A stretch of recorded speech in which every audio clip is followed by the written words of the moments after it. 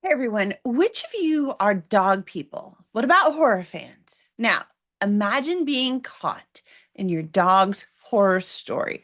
That's exactly what the new film Good Boy explores, and it's unlike anything I've seen before.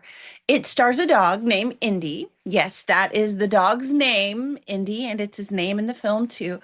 But this isn't your typical horror movie.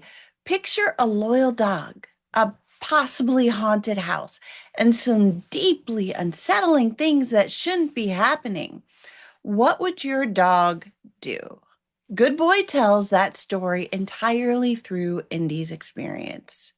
He and his human Todd move into a family home deep in the woods, and Todd's sister Vera makes an offhand joke at one point that the house is haunted. And right away, that puts us on alert as viewers.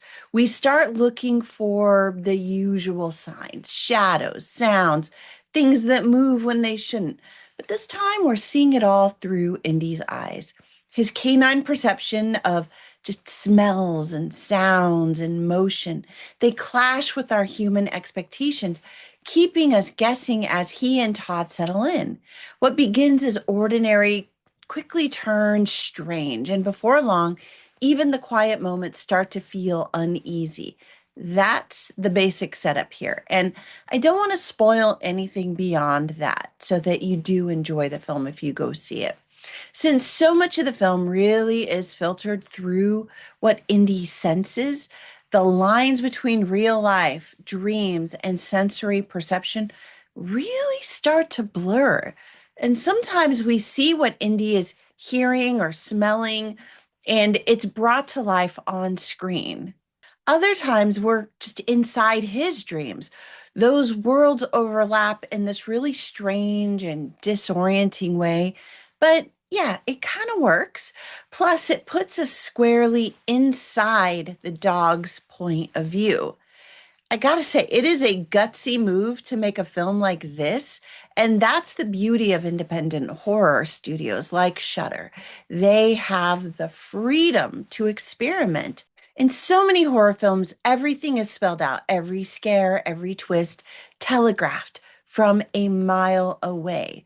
Good Boy does the opposite. It leaves space for uncertainty, letting us question what's real, what's imagined by us as the viewers, and what's just normal dog stuff. Now, it's really hard to scare me. However, I do love dogs, maybe even more than people. So I wasn't surprised that I was immediately invested in Indy from the very first scene. There were moments where I felt genuine anxiety for him, not because of the jump scares, though there are a few of those in this film, but because I cared about Indy right away.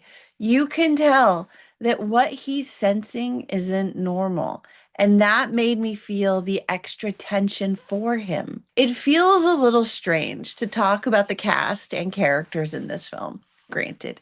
Todd, played by Shane Jensen, is Indy's human, but he's the secondary character in this story. In many ways, he's treated the same way that a dog would have been treated in a usual film when the human is the lead.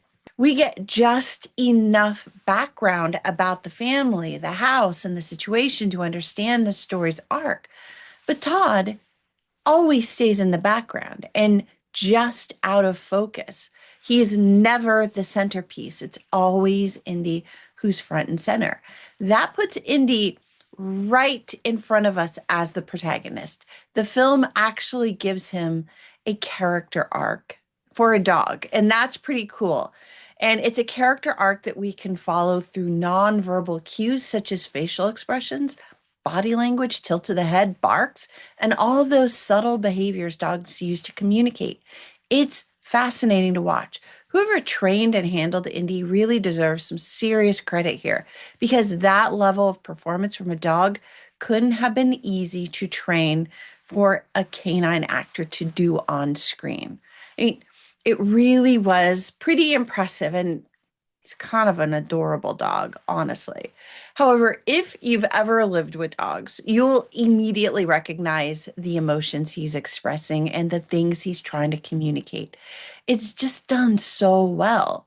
One of the most striking things about Good Boy is its visual and sensory design.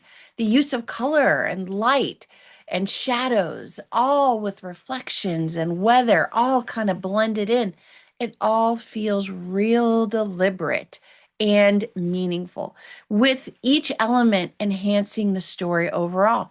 There are moments when the imagery reinforces the psychological and possibly supernatural elements of the film. Good Boy is a great example of how important sound design is to storytelling.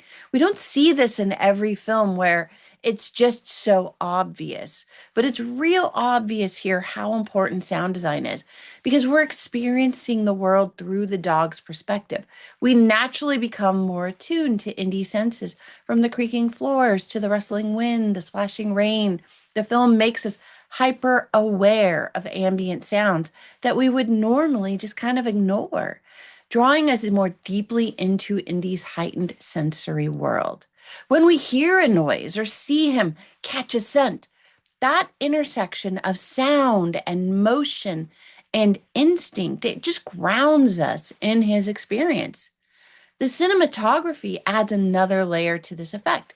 The camera, it often stays really close and centered right on Indy, and it captures the world from his point of view. The low angles, those tight shots, and the moments when something just kind of slips out of sight helps us really see the world as he does. It's a subtle and effective way to keep us inside of his story. One of the few criticisms I have is that the three layers of the story are really real life, sensory experience, and the dream world of the dog. Sometimes they get kind of tangled up. That confusion feels intentional to a point, and it's a pretty effective creative choice at times. But it happens several times. And in a few of those moments, you're not entirely sure whether you're seeing a dream or whether you're seeing reality. And that should always be clarified at some point. And there are some points where it's not. I think that ambiguity is part of what the film is actually trying to explore. So it's quite possible that's intentional because it does really make you think about things. Do dogs really know the difference between dreaming and waking life? Do they interpret those experiences and how does that ground them? Maybe for them, those boundaries don't actually exist. Presenting them as separate worlds and then blurring the lines feels like this natural storytelling choice. I just wish that a few of the transitions were a little bit clearer. But ultimately, it comes down to personal preference. Some viewers will find the ambiguity intriguing, while others might feel it's a little too vague. So, is Good Boy worth seeing in the theater? At just an hour and 15 minutes, it is really short and to the point, which is kind of a nice change in this era of overlong, overstuffed films. Whether it's worth the ticket really depends on what you want out of that experience. If you love horror, but you're tired of formulaic storytelling, you're open to something a bit slower, maybe a little different, more atmospheric or experimental, I think Good Boy is genuinely going to surprise you because it's really different. You might not be scared in the traditional sense that horror is supposed to scare you, but you'll definitely feel something different. You'll feel like you've seen something entirely new with this film. If you're looking for jump scares, big monsters, or a neatly wrapped explanation, this probably isn't your movie. If you don't like dogs or you worry about their safety in horror films, this one might not be for you. I'll include a note in my pinned comment about whether Indy is actually okay in the end or not, just in case that's something that you need to know before deciding to watch this movie. So, Good Boy, have you seen it or are you planning to check it out? If you do, I'm really curious to know what you think about this format. Did it work for you?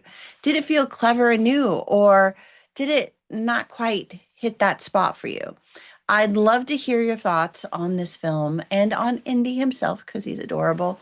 Let me know your comments below. Let's talk about it. While you're here, please do give this review a thumbs up subscribe and share with a friend who might be thinking about seeing Good Boy. And that's it for now. Please be sure to check out one of these other reviews and let me know what you're thinking. Thanks so much, everybody. Thanks for being here. Thanks for watching. I'll see y'all again soon. Bye for now.